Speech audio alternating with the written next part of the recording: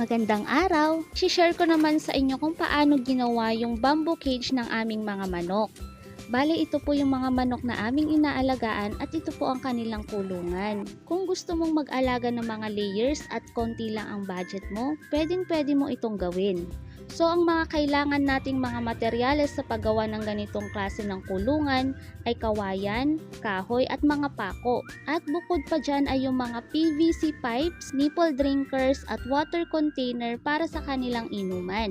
At kung marunong kayong gumawa ay mas makakatipid pa kayo dahil hindi nyo na kailangan pang magbayad ng labor. Naging tipid ko nga dyan dahil yung mga ibang materyales katulad ng kawayan at kahoy ay hindi na namin binili.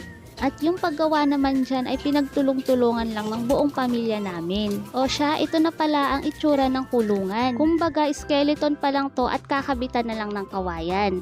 So ayan po, nalagyan na ng kawayan yung mga sahig at malapit na itong mabuo. At yan naman po yung PVC para sa kanilang inuman. At yan naman yung mga nipple drinkers ng ating mga manok.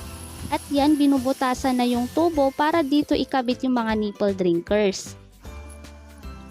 Meron siyang pin na siyang ipapasok mo sa butas and then pwede mo rin siyang ilak doon sa pinakadulo. Yung mga nipple drinkers pala ay nabili lang namin online.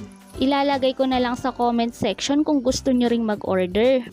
At ayan po, kinakabit na yung tubo sa taas at yung tubo sa baba. At dyan po dadalo yung tubig na inumin ng ating mga manok. At ito naman yung PVC pipe para sa kanilang mga feeds. Bale, hinati lang po yan sa gitna para isa sa taas at isa rin sa baba. So yan na po ang magsisilbing kainan ng ating mga manok. Bale, lalagyan na lang ng takip sa bawat dulo para hindi mahulog yung mga feeds. So yan naman po yung pagkakabit ng mga PVC pipes. Binutasan muna gamit ang drill para mas madaling ipako. So ayan, nilagyan din ng alambre para siguradong matibay. Dahil kapag sabay-sabay tumuka yung mga manok, siguradong bibigay yan. So ayan, nilalagyan naman ng kahoy para maging stopper ng mga itlog. Para hindi mahulog at mabasag. O diba, sana all may sumasalo.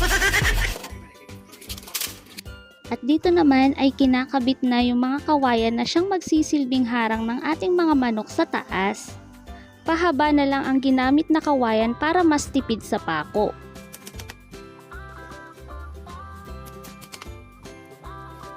At ayan, patapos na ang ating bamboo cage. At hindi pala yung blue container ang ginamit namin. Gumamit na lang kami ng timba ng biskwit para mas makatipid pa. So ayan, naipwesto na rin yung mga tubo. At tig-dalawang nipple drinkers pala ang nilagay namin sa bawat cage. Ito ay upang magkaroon ng enough na water supply ang ating mga manok.